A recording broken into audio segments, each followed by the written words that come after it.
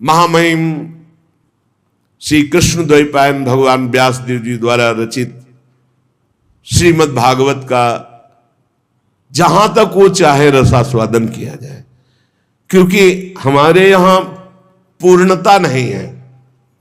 कभी भी आप देख लेना, प्रेम में पूर्णिमा नहीं, इसलिए हमारा कभी कोई पूर्ण नहीं होता। प्रतिक्षण वर्धमान है पर कभी पूर्ण नहीं होता। हमने देखा कभी पूर्ण नहीं होता। एक बार श्री स्वामी अखंडानंद जी महाराज ने पूज्यपाद शिवड़िया बाबा जी महाराज से कहा कि इतने दिनों का अनुष्ठान मन में सोचा था कि आपको अमुक ग्रंथ सुनाएंगे और आप आदेश कर दिया कि अमुक का तो उनका साधु का संकल्प नहीं पूर्ण होना चाहिए। पूज्यपाद उड़िया बाबा ने कहा साधु का संकल्प नहीं पूर्ण होना चाहिए। क्यों? अगर पूर्ण होगा तो नवीन संकल्प बनेगा। संकल्प रहित ही साधुता है। आज शुरू करो, कल बंद करवा दो, परसों फिर और शुरू करवा दो, नरसों बंद, वो आपका विषय है। सच्चिदानंद रूपाय विश्वोत्पत्त्यादि हेतवे तापत्रय विनाशाय श्री कृष्णाय वयं नुमः। यम प्रव्रजन्तमनुपेतमपेत कृत्यम द्वैपायनो विरह कातर आजुहाव। पुत्रेति तन्मयतया तरवोभिनेदुस्तम सर्वभूत हृदयं मुनिमान तूष्मी। सच्चित आनंद स्वरूप भगवान श्री कृष्ण को हम नमस्कार करते हैं। जो भगवान श्री कृष्ण जगत की उत्पत्ति, इसका पालन और इसका विनाश उनके एक संकल्प से होता है।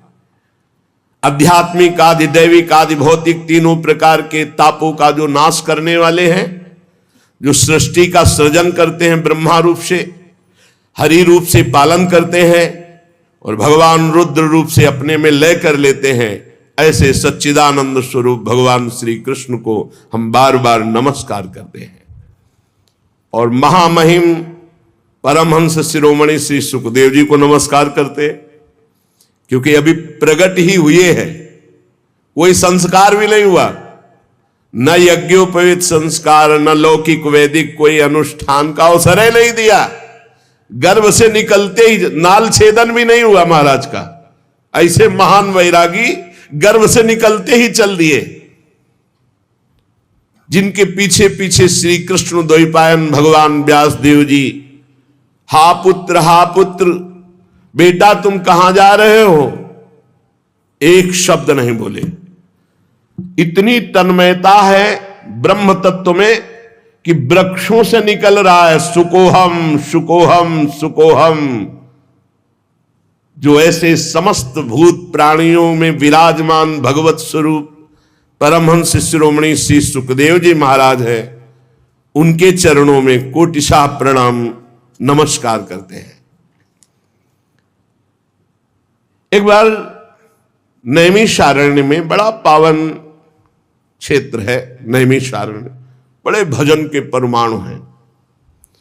88,000 ऋषि और श्री शौनक जी उनके मुखिया हैं। 88,000 ऋषियों में सब विराजमान हैं और मंचाधीन श्री सूत जी महाराज हैं।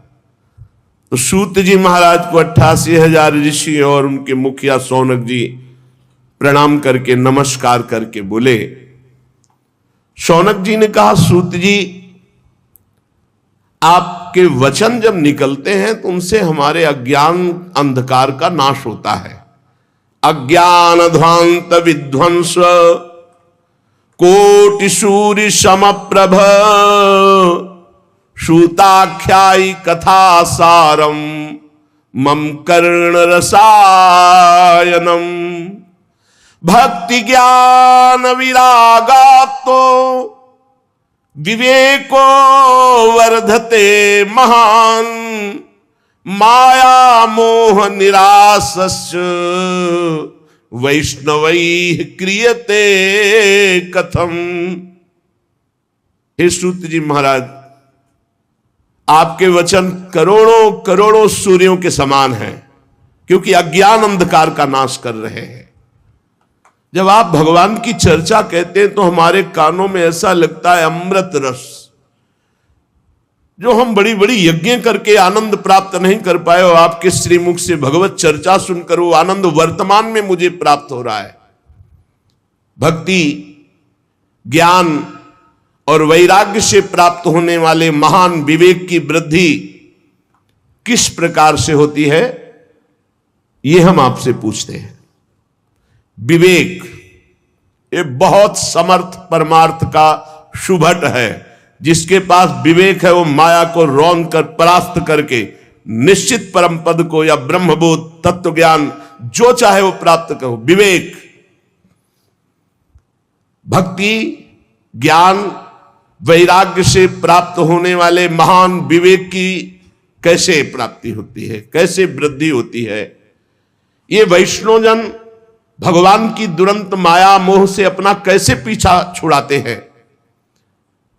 ये घोर कलिकाल है, इसमें जीव की प्रायः स्वाभाविक आसुरी प्रवृत्ति होती, राक्षसी प्रवृत्ति। भूमि परत भा ढाबर पानी, निर्मल जल आकाश से जैसे गिरा, पृथ्वी में गिरते ही धूल दूषित मलिन हो गया, ऐसे ही तिम जीव ही माया लपटानी। महाराज, ऊपर से कलिकाल जिससे आसुरी प्रवृत्ति बढ़ती चली जा रही, तो क्या उपाय है जिससे माया आसक्त जीव कलिकाल में दैवी संपदा से संपन्न बनकर के भगवत प्राप्ति कर ले? ऐसा कोई उपाय है आपकी दृष्टि में? सूत जी, आप हमें कोई ऐसा शाश्वत साधना बताइए जो सबसे अधिक कम समय में हमारा परम कल्याण कर दे, सबसे अधिक बलशाली और कम समय में हमारा कल्याण कर दे, हमारे हृदय को पवित्र कर दे, हमें भगवान ललित त्रिभंगी श्याम सुंदर से मिला दे। देखो महाराज, चिंतामणिन लोक सुखम सुरद्रुः स्वर्ग संपदम प्रयच्छति गुरहु पीतो वैकुंठम योगी दुर्लभम। अगर चिंतामणि मिल जाए तो लौकिक सुख दे सकती है, कल्प वृक्ष मिल जाए तो स्वर्गिक सुख दे सकता है, परंतु अगर गुरु मिल जाए और गुरु प्रसन्न हो जाए तो योगी दुर्लभ नित्य भगवान का परम धाम दे देते हैं। इसलिए आप कृपा करके बताइए कि महान बलिष्ठ साधन कम समय में श्री कृष्ण का साक्षात्कार करा दे, शुद्ध विवेक जागरण हो जाए, ऐसा उपाय बताओ। क्योंकि एक तो माया ग्रसित, दूसरा कलयुग का प्रभाव, कैसे जीव भगवत प्राप्ति करे। सूत जी ने कहा, शौनकादि ऋषियों, मैं देख रहा हूं कि तुम्हारे हृदय में श्री कृष्ण का बहुत प्रेम है, इसलिए मैं विचार करके तुम्हें संपूर्ण सिद्धांतों का निष्कर्ष सुनाता हूं। ध्यान से सुनो, ये तुम्हारे जन्म और मृत्यु के भय का नाश कर देगा। ध्यान से सुनो। जब जीव के हृदय में भक्ति जागृत होती है, ऐसी भक्ति जिसका प्रतिदिन प्रवाह बढ़े, वो प्रवाह जीव को भगवान श्री कृष्ण के समीप ले जाता है, भक्ति का प्रवाह। और उसके ऐसे आचरण बनने लगते हैं कि भगवान प्रसन्न हो जाते हैं। जहां भगवान प्रसन्न होते हैं, ये माया अपने आप हटने लगती, फिर उसमें कोई बाधा नहीं पहुंचाती। मैं तुम्हें साधन बताता हूं भगवान श्री कृष्ण को प्रसन्न करने का, सावधान होकर सुनो। कलयुग में जीवों के काल रूपी सर्प के मुख का ग्रास होने के त्रास का आत्यंतिक नाश केवल भगवान की कथा से हो सकता है। अगर हमें नित्य सत्संग मिले, नित्य भगवत चर्चा मिले, तो हमारा भजन रोज बढ़ेगा, भजन में रुचि बढ़ेगी, हमारे असत आचरण छूटेंगे, हम निश्चित भगवत प्राप्त हो जाएंगे। मन की शुद्धि के लिए भगवान की चर्चा से बढ़कर और कोई साधना नहीं। परस्पर भगवान की चर्चा कथन श्रवण की जाए, इससे बहुत जल्दी मन भगवान में लग जाता है, मन शुद्ध हो जाता है। जब मनुष्य के बहुत जन्मों का पुण्य एकत्रित होता है, एक दो जन्म का नहीं, जन्मांतरे भवेत पुण्यम तदा भागवतम लभेत, जन्म जन्मांतर के पुण्य एकत्रित होते तब उसे भगवान की रस भरी चर्चा सुनने का सौभाग्य मिलता है। भगवान की चर्चा सुनना बड़ी दुर्लभ विषय। जन्म जन्मांतरों के जब पुण्य एकत्रित होते हैं तब भक्त और भगवान की चर्चा सुनने का सौभाग्य प्राप्त होता है। सुत दारा धन लक्ष्मी पापियों के घर होए, संत समागम हरि कथा तुलसी दुर्लभ दोए।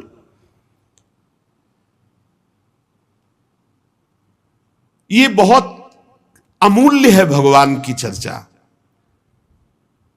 देखो, जब श्री सुखदेव जी महाराज राजा परीक्षित को कथा सुनाने के लिए उद्यत हुए तो देवता लोग अमृत का कलश लेकर के आए और कहा, महाराज, देवता अपना काम बनाने में बड़े कुशल होते हैं। नमस्कार किया और कहा, महाराज ये अमृत कलश है, क्या करें? सुखदेव जी ने कहा, इसका क्या करें? नहीं, आप हमें कथा अमृत दे दीजिए और ये अमृत पिला दीजिए। परीक्षित को तक्षक सर्प काटेगा भी, तुम मरेंगे नहीं, क्योंकि अमृत का प्रभाव होता है, इसीलिए तो आप कथा सुना रहे हैं।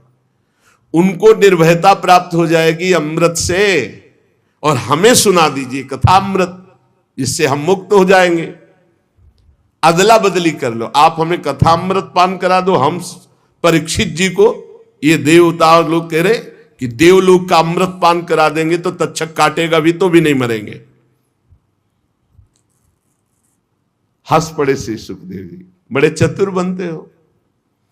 कहां एक कांच और कहां मणि, कहां इंद्र नीलमणि श्याम सुंदर की मनोहर चर्चा, और कहां ये भय शोक प्रदान करने वाला अमृत, क्योंकि उसको पीने के बाद भी देवता भयभीत होते हैं, शोकित होते हैं, ईर्ष्या होती है, कामनाएं होती हैं। वो अमृत किस काम का? और श्री कृष्ण कथा अमृत तो निर्विकार करके भगवत प्रेम में डुबो देता है। कहां कांच और कहां मणि, कहां ये अमृत और कहां श्री कृष्ण लीलामृत।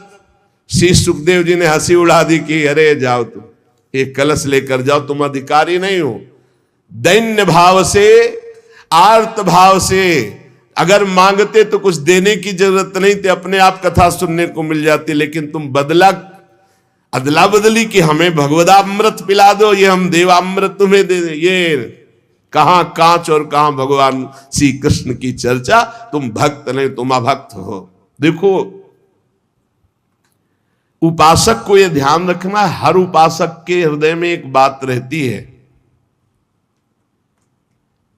पहली हमारी मांग होनी चाहिए भगवत प्राप्ति, पर हर उपासक के मन में होती है आखिरी बात कि भगवत प्राप्ति तो हो ही जाएगी, हम भोग भोग लेते हैं। कभी नहीं होगी ऐसे उपासक को। जो भगवत प्राप्ति को टालता है और अन्य भोगों को प्राथमिकता देता है, उसके लिए भगवत प्राप्ति बहुत दुर्लभ है। एक भक्तमाल जी में प्रसंग आता है कि एक बहुत बड़े सिद्ध महापुरुष के पास एक कथा सुनाने वाले कि महाराज, हमने श्रीमद् भागवत कथा का ज्ञान प्राप्त किया है गुरुजनों से, तो वो आपको सुनाना चाहते हैं। तो उनका अहोभाग्य, भगवान की असीम कृपा, आप कथा सुनाएंगे। 7 दिन भगवत चर्चा सुनी। इसके बाद कहा, कथा सुनने के बाद कुछ भेंट देनी चाहिए, बोलो आप क्या चाहते हो। सिद्ध पुरुष थे, पता था उनको। तो उनका, भगवान संतान नहीं है, अगर एक संतान हो जाती, जाओ 7 दिन कथा सुनाने का फल हमारे भजन के प्रभाव से तुम्हारा नवीन प्रारब्ध बनेगा और तुम्हारे संतान होगी। और हाँ, भगवान संतान भी हो गई, पर धन नहीं है तो कैसे हम पालन पोषण करेंगे। इसलिए आपकी कृपा से कुछ ऐसा विधान बन जाए कि हमारा परिवार चलता रहे, इससे कुल परंपरागत हमें लक्ष्मी की प्राप्ति हो। हरि चर्चा सुनाई है, विधान बन जाएगा धन का भी बन जाए। ठीक है, जाओ। और कुछ भगवान की थोड़ी भक्ति भी हो जाए। चुप। पहले संतान, दूसरे में धन और तीसरे में भक्ति। कदाप तेरे को भक्ति प्राप्त नहीं हो सकती। जाओ, संतान होगी, संपत्ति मिलेगी, भक्ति नहीं। और अगर पहले बोले होते पहले नंबर में कि भगवान की भक्ति, और अब प्रभु संतों का भोग लगे, ठाकुर जी का भोग लगे, इसके लिए नाथ, और प्रभु कोई संत सेवा करने वाला हमारे कुल में भी हो जाए, सब हो जाता। पहले भक्ति, लेकिन भक्ति सबसे पीछे नहीं। अभक्तास्तांश्च विज्ञाये न ददौ सा कथामृतम, श्रीमद् भागवती वार्ता सुराणाम अपि दुर्लभा। भगवान की कथा दैन्य आर्त भाव से, अहोभाग्य मनाकर सुनी जाती है, इस भाव से नहीं, अदला बदली से नहीं। श्री सुखदेव जी ने देखा कि इनके हृदय में भक्ति नहीं है, ये बदले में कथा सुनना चाहते, इसलिए अनाधिकारी हैं। ये जानकर कथामृत का दान नहीं किया। ये देवताओं को भी दुर्लभ है भगवत चर्चा, श्री कृष्ण कथा। पूर्व काल में श्रीमद् भागवत के श्रवण से राजा परीक्षित को परम पद मिला, यद्यप सर्प ने काटा था। ब्रह्मा जी को बड़ा आश्चर्य हुआ। उन्होंने सत्यलोक में साधनों को तौला, एक तरफ सब साधन और एक तरफ भगवान की पावन लीला कथा, तो सब साधन हल्के पड़ गए और भगवान की चर्चा सबसे भारी रही। भगवत लीला कथा ये सीधे भगवत प्राप्ति कराती है। रत्नावती जी ने कोई और साधन नहीं किया, केवल दासी के मुख से भगवत चर्चा। ब्राह्मण पत्नियों ने मथुरा, कोई और नहीं, गोपी जनों ने, और कोई नहीं, परस्पर भगवत चर्चा, भगवत गुणानुवाद, बड़ी दिव्य अवस्था। कलयुग में भगवान की लीला कथा सुनने से तत्काल माया मोह का नाश होकर के भगवत प्राप्ति होती है। और कहीं सप्ताह विधि से जो श्रवण करते हैं, कामना पूर्वक उनकी जो कामना होती है, या पाप प्रायश्चित, पापों का नाश, कामनाओं की पूर्ति, भगवत प्राप्ति, सब कुछ इसमें सुलभ है। शौनक जी ने पूछा, सांसारिक प्रपंच से मुक्त एवं विचरणशील देवर्षि नारद जी, सनकादि के साथ संयोग कहां हुआ? वो विधि विधान के श्रवण में उनकी प्रीति कैसे हुई? सूत जी ने कहा, मैं तुम्हें वो भक्ति पूर्वक कथा सुनाता हूं। श्री सुखदेव जी का मैं अनन्य शिष्य हूं। सूत जी कह रहे, श्री सुखदेव जी ने मुझे अपना प्रिय शिष्य जानकर एकांत में मुझे सुनाया है। एक दिन विशालापुरी में चारों निर्मल ऋषि सनक सनंदन सनातन सनत कुमार सत्संग के लिए आए हुए थे। वहां उन्होंने देखा देवर्षि नारद जी को। सनकादि ने देवर्षि नारद जी के दर्शन से ही प्रश्न उत्पन्न हो गया और कहा, भगवान के भक्त का मुख उदास नहीं होता, तुम्हारा मुख उदास क्यों है? भगवान के भक्त का मुख उदास नहीं होता, उदास का कोई विशेष कारण होता है। आपका चिंतातुर होना, उदास होना और आपका जल्दी जल्दी चलना, इन तीनों बातों से मुझे लग रहा है कि कुछ न कुछ विशेष बात है। क्योंकि भक्त गजराज की चाल चलता, मस्त भगवत चिंतन परायण। भक्त का मुख प्रसन्न होता है, वो चिंता शोक से मुक्त होता है। नारद जी को उदास देखकर, चिंतातुर देखकर और जल्दी जल्दी आते हुए देखकर कहा, आपका आगमन कहां से हो रहा है? आप इस समय जो व्याकुल हैं, इसका मतलब कोई समस्या है। इसलिए अनासक्त पुरुष की ऐसी स्थिति किसी विशेष समस्या से होती है। वो क्या समस्या है? देवर्षि नारद जी से सनकादि ने पूछा। नारद जी ने कहा, महाराज मैं सर्वोत्तम लोक पृथ्वी लोक को इसलिए मानता हूं कि यहां बड़े बड़े महाभागवत भगवान के भजन करने वाले हैं।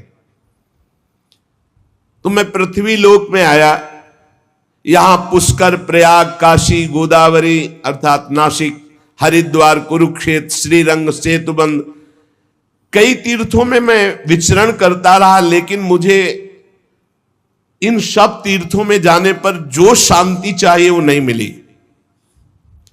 क्यों? क्योंकि इस समय अधर्म के सहायक कलयुग ने सारे तीर्थों में अपना प्रभाव फैला रखा है। मैंने तीर्थों में देखा, देवर्षि नारद जी कह रहे, सत्यम नास्ति तपः शौचम दया दानम न विद्यते उदरम भरणो जीवा वाराकाह कूट भाषुण। सत्य नहीं रह गया, तपस्वी, शुद्ध तपस्या, जो बाहर भीतर की पवित्रता, दया, दूसरों के सुख के लिए दान, ये सब जा रहा है कलयुग का प्रभाव। बेचारे जीव केवल कैसे पेट पालन हो, सब असत्यभाषी हो रहे हैं, असत्यभाषी। देवर्षि नारद जी कह रहे, कोई बिरला भगवान का आश्रित जो भगवत मार्ग में निरंतर चित्त को जोड़े हुए है, उसी के ऊपर कलयुग का प्रभाव नहीं तो कह रहे हैं कि सब असत्य भाषण और आलसी, मंदबुद्धि, भाग्यहीन, उपद्रव करने वाले, उद्दंडता करने वाले। और आगे कह रहे हैं, बहुत देवर्षि नारद जी बोल रहे हैं, इसलिए हम कह रहे कि जो बोल रहे बहुत शुद्ध बोल रहे। कह रहे, मंदा सुमंद मतयो मंद भाग्या उपद्रुता पाखंड निरता संतो विरक्ता सपरिग्रहा। जहां जहां हम तीर्थों में गए, कोई बिरला ऐसा है जो अपने सही मार्ग में चल रहा है, नहीं दंभ और पाखंड का बोलबाला है। सब प्रकार का परिग्रह स्वीकार किया जा रहा है। जब गृहस्थों की तरफ देखा तो घरों में स्त्रियों के जो भाई होते हैं ना, वही सलाहकार हैं। देवर्षि नारद जी बोल रहे हैं, कलयुग का प्रभाव। तरुणी प्रभुता गेहे श्यालको बुद्धिदायका, श्री सदगुरु बुद्धिदायका। कलयुग में नहीं, तरुणी प्रभुता गेहे श्यालको बुद्धिदायका। और बोले, लोभ से कन्या विक्रीणो लोभा दंपति नाम च कलकनम। इस कलयुग ने ऐसी दुर्गति कर दी है, क्रय विक्रय सामान्य वस्तुओं की किया जाता है कि लड़का किया जाता है। तुम्हारे लड़का, उसके लड़की हो, बेचारे की जितनी श्रद्धा होगी वो देगा ही। ये दहेज मांगना, दहेज लेना इच्छा से युक्त होकर नहीं, हमारे पूर्व से चला रहा है। कन्या वाला जितनी सामर्थ होती, खूब भावपूर्वक वर पक्ष को देता रहा है, उसका भाव रहा है। लेकिन वर पक्ष मांग करके वैसे घर में नई साइकिल नहीं, लड़का मोटरसाइकिल के लेगा तब भी चलेगा, दुल्हन भी ले। केवल तुम लड़का हो इसलिए, और वो पढ़ लिख करके घर परिवार से आपके पास आ रही है, पूरे जीवन आपकी सेवा करेगी। तुम्हें ये नहीं समझ में आ रहा, तुम्हें चाहिए कमा करके। अरे हमें तो लगता है कि कार वगैरह व्यवस्था तो देनी चाहिए लड़की वाले को, कि हमारे कुल चलाने के लिए लड़की दी, तुम्हें कभी कोई कष्ट ना पड़े। लड़की वाला बेचारा देता है ऊपर से, और वो मांग करते हैं। स्त्री पुरुष फिर भी आपस में कलह, बड़ा विचित्र। महाराज देवर्षि नारद जी सनकाद से कह रहे, महात्माओं के आश्रम में गया, तीर्थों में गया, पावन नदियों में गया, यहां सब दुष्टों ने देवालयों को नष्ट कर दिया। कलयुग का ऐसा प्रभाव हो रहा है कि शुद्ध योगी मिलना, सिद्ध मिलना, सिद्ध ज्ञानी मिलना, सिद्ध भक्त मिलना, सिद्ध सत्कर्मी मिलना बड़ा कठिन हो रहा है। न योगी नैव सिद्धो वा न ज्ञानी सत्क्रियो नरा कलिदावा नले नाद्य साधनम भस्मताम गतम। भ्रष्टाचार फैला रहा है कलयुग। सारे साधन इस समय कलिरूपी दावानल से भस्म हो रहे हैं। हमने देखा कि बाजारों में अन्न बिकने लगा है, पहले अन्न नहीं बिकता था। देवर्षि नारद जी कह रहे कैसा कलयुग का प्रभाव बढ़ गया है।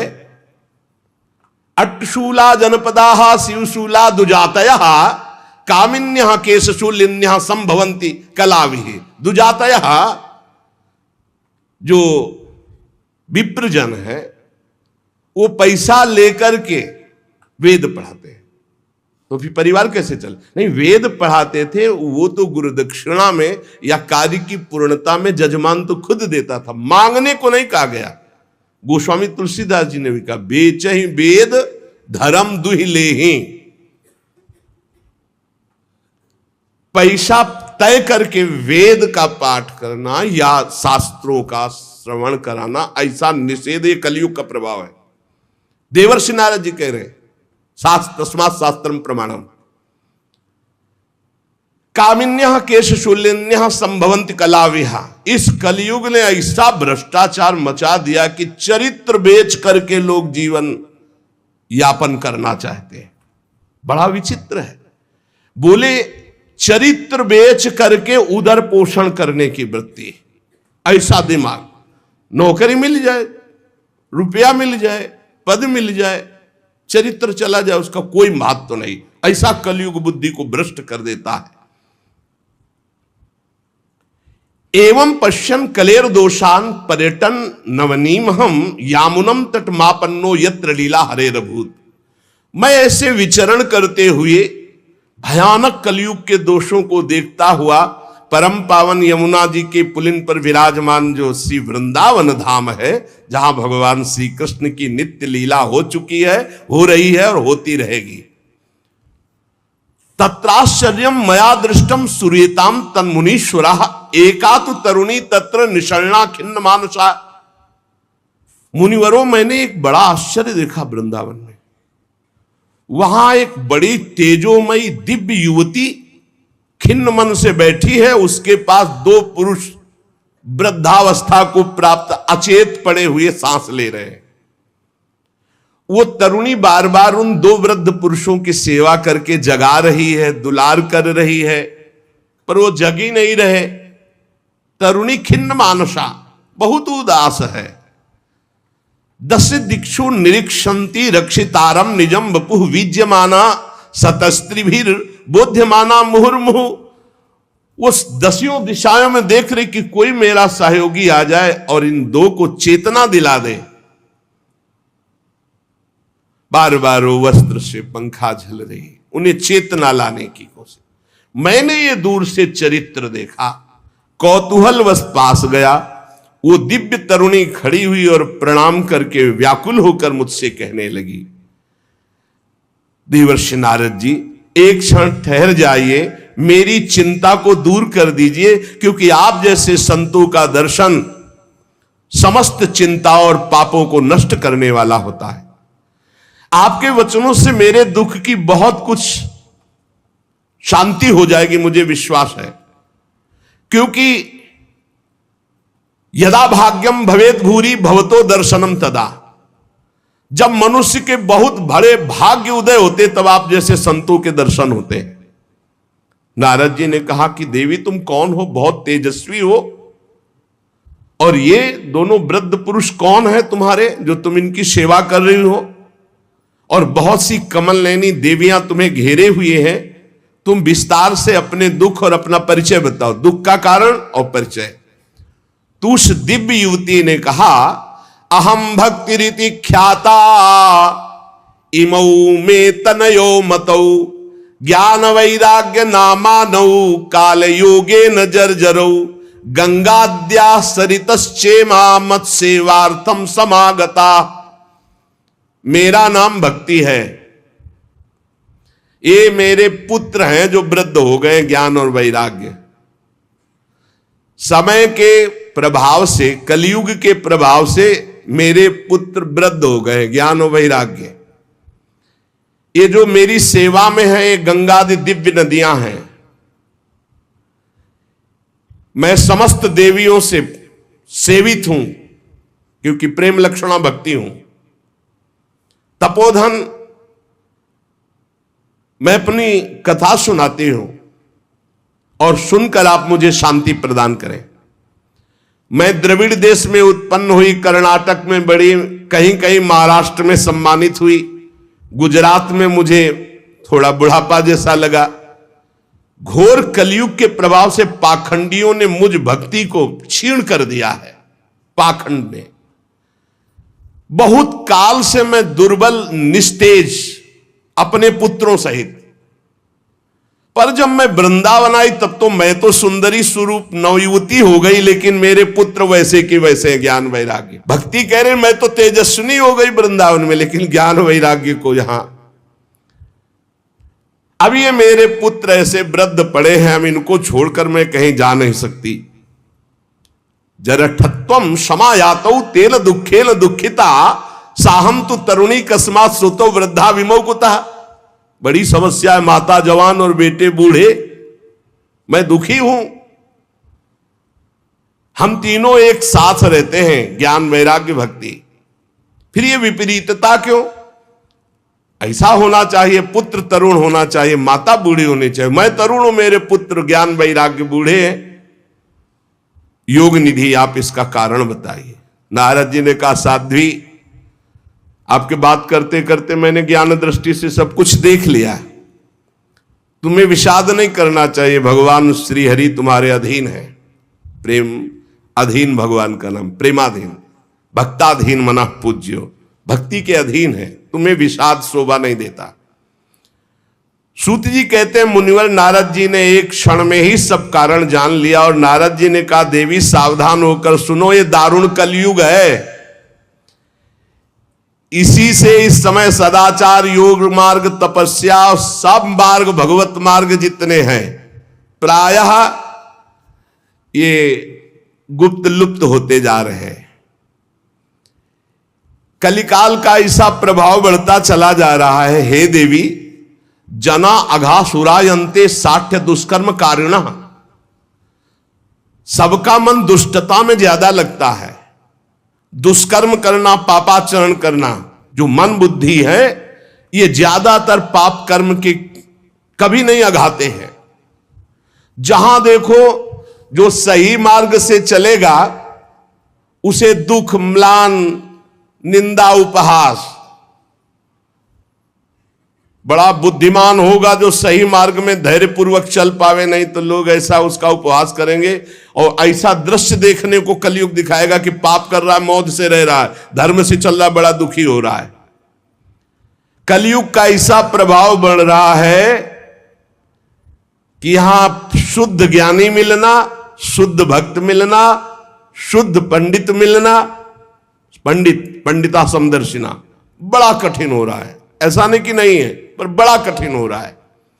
पृथ्वी में इतना पाप बढ़ता जा रहा है कि भगवान शेष जी के लिए भार रूप हो रही है पृथ्वी। मैं तो आया था मृत्यु लोक में भक्तों का समागम प्राप्त करने, लेकिन इस समय छूने और देखने योग्य भी नहीं रह रही है। बड़ा अमंगल हो रहा है पृथ्वी में। इस संसार में वैराग्य और ज्ञान की किसी की जरूरत है नहीं, इसीलिए बूढ़े हो गए तुम्हारे पुत्र। विषयानुरागी, अंधे बने हुए, भोगों में लगे हुए, इसलिए वैराग्य की जरूरत नहीं। भोगों में सुख बुद्धि, इसलिए ज्ञान की जरूरत नहीं।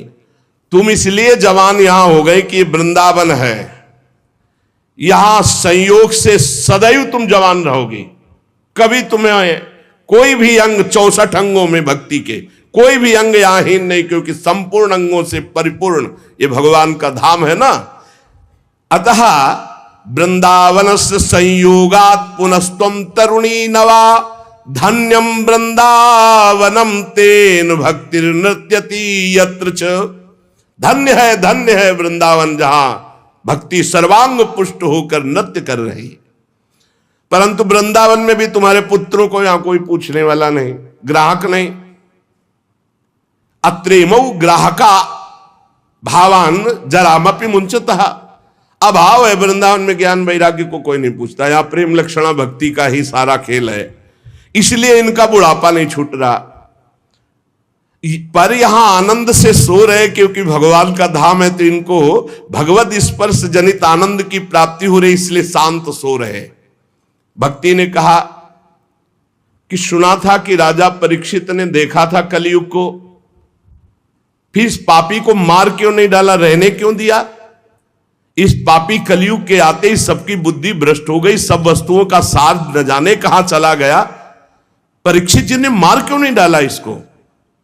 और करुणामय भगवान श्री हरि से भी ये कैसे देखा जा रहा है, मेरा संदेह दूर कीजिए, क्योंकि आपके वचनों के सुनने से मुझे बड़ी शांति और पुष्टता मिल रही है।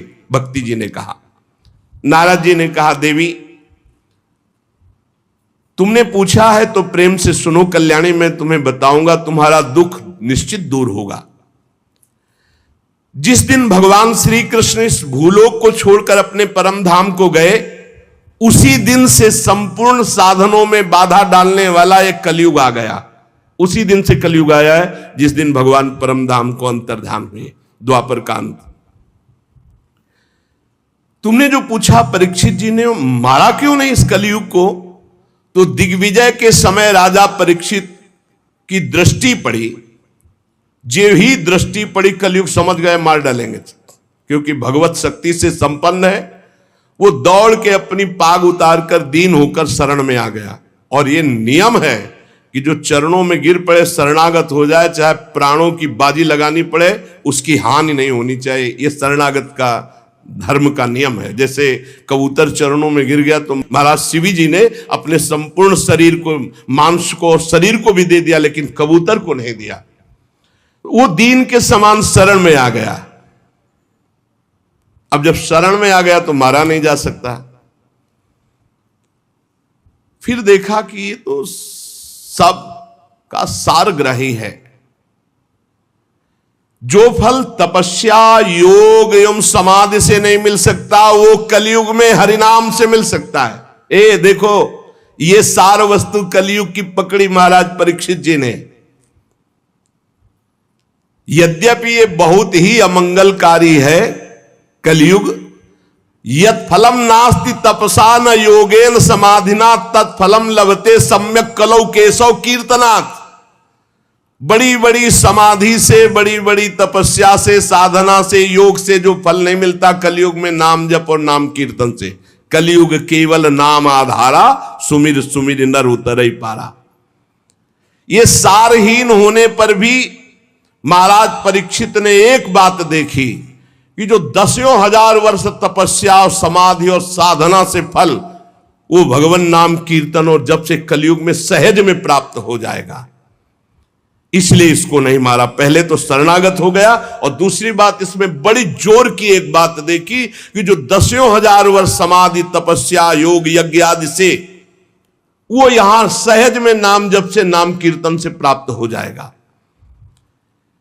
कुकर्म में सबकी प्रवृत्ति फैलाना एक कलयुग का कार्य है। और पृथ्वी जब देखा पाप हो रहा है तो सब सार वस्तु अंतर ध्यान करने लगी। अब इसमें स्पष्ट लिखा है, विप्रैर्भागवती वार्ता गेहे गेहे जने जने कारिता कण लोभेन कथा सारस्ततो गतः। श्रीमद् भागवत में ही आगे लिखा है कि जो आपकी कथा सुनाते हैं भूरिदा जना, वो बहुत बड़े दानी हैं भगवत कथा सुनाने वाले। विप्रैर भागवती वार्ता गेहे गेहे जने जने कारिता कण लोभेन कथा सारस ततो गता। तो कैसे गृहस्थी चलेगी प्रवक्ता की? श्री कृष्ण से। योगक्षेमम वहाम्यहम, भगवान चलाएंगे तो श्री कृष्ण देंगे। कैसे देंगे श्री कृष्ण? जैसे पूरी सृष्टि रची है, तुम्हारी सलाह से थोड़ी रची है। अपने आप, अपनी सामर्थ्य से आपका भरण पोषण करेंगे। विप्रैर भागवती वार्ता गेहे गेहे जने जने कारिता कण लोभेन कथा सारस ततो गतः। कण कण के लोभ से, अन्न के, वस्त्र के, धन के, रुपया के, मान प्रतिष्ठा के लोभ से कथा बेचने लगे तो कथा का सार चला गया। अत्युग्र भूरि कर्माणो नास्तिका रौरवाह जनाः तेपि तिष्ठन्ति तीर्थेषु तीर्थ सारस्ततो गता। ये तीर्थों में घोर रौरव नरक जाने वाले कर्म करने वाले लोग आ गए, पापाचरण कर रहे, तीर्थों को अपवित्र कर दिया है। शराब पीते हैं, दुनिया का सब जितना पापाचरण सब आके यहां होटलों में नाना प्रकार के आचरणों को, ये धाम है, तीर्थ है। सच्ची मानिए आप, सच्ची मानिए। गंगा यमुना के पावन तटों पर नशा कर रहे हैं बैठ के, जहां भजन करना चाहिए वो नशा कर रहे हैं, जहां धाम में आकर रो रो कर प्रभु से क्षमा याचना मांगकर भजन करना चाहिए, मेरे पापों का प्रायश्चित हो जाए, वहां पाप कर रहे हैं।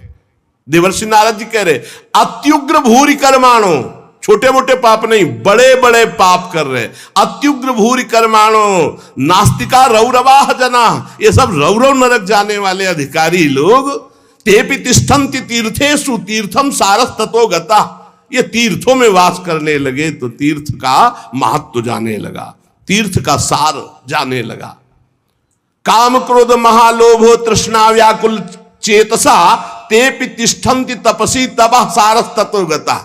ये तपस्वी का भेष बनाने वाले, काम क्रोधी लोभ मोह तृष्णा व्याकुल चित्त वाले, ये तपस्या का नाटक करने लगे, इसलिए तपस्या का ढोंग करने से तपस्या का सार चला गया। तो लोभ दंभ और पाखंड का आश्रय लेने से ये संत भेष का महत्व जा रहा है। देवर्षि नारद जी और भक्ति का संवाद हो रहा है, शास्त्र अभ्यास केवल किया जा रहा है, भगवत प्राप्ति के लिए नहीं, विकारों पर विजय प्राप्त करने के लिए नहीं, भगवत ध्यान के लिए नहीं। पंडितास्तु कलत्रेण रमन्ते महिषायु पुत्रस्योत्पादने दक्षा अदक्षा मुक्ति साधने। और न ही वैष्णवता कुत्र संप्रदाय पुरःसरा एवं प्रणेताम प्राप्तो वस्तु सारा स्थले स्थले। जो संप्रदायाचार्य द्वारा सिद्धांत वर्णन की हुई वैष्णवता है, कहीं कहीं किसी में देखी जाती है, नहीं तो सब मनमानी आचरण, मनमानी आचरण। इसलिए वैष्णवता का सार लुप्त हो रहा है। कलयुग ने ऐसा पाए जान जगत, हरिवंश महाप्रभु, पाए जान जगत में सब जन कपटी कुटिल कलयुगी टंचु। पुंडरीकाक्ष भगवान सब कुछ देख रहे हैं, क्योंकि कलयुग का राज्य है, शासन है उन्हीं के द्वारा। इति तद्वचनम श्रुत्वा विस्मयम परमम गता भक्ति रुचे वचो भूया सूर्यताम तच्च शौनक। सूत जी कहते हैं, शौनक जी जब देवर्षि नारद के वचन सुने, भक्ति को बड़ा आश्चर्य हुआ। फिर उसने जो कहा सुनो, भक्ति ने कहा देवर्षि आप तो धन्य है, मेरा बड़ा सौभाग्य जो आपका समागम हुआ, क्योंकि साधु नाम दर्शनम लोके सर्वसिद्धि करम परम। भगवत प्रेमी महात्मा का दर्शन इस समस्त सिद्धियों को प्रदान करने वाला होता है। धन्योस्मि मद्भाग्येन समागता। भक्ति कह रही है धन्य है मेरे भाग्य जो समागता, आपका दर्शन हुआ, आपसे संभाषण हुआ, आपका समागम मेरे अहो भाग्य धन्य। स्वयं भक्ति कह रही है, सुरर्षे त्वम ही धन्योस्मि मद्भाग्येन समागता साधु नाम दर्शनम लोके सर्व सिद्धि कर्म परम। आपका केवल एक बार उपदेश धारण करके कयाधु कुमार प्रहलाद ने भक्ति की ध्वजा फहरा दी, माया पर विजय प्राप्त कर ली। आपका उपदेश प्राप्त करके ध्रुव पद को प्राप्त कर लिया। आप सर्व मंगल में साक्षात श्री ब्रह्मा जी के पुत्र हैं। हे देवर्षि नारद जी, मैं आपको नमस्कार करती हूं।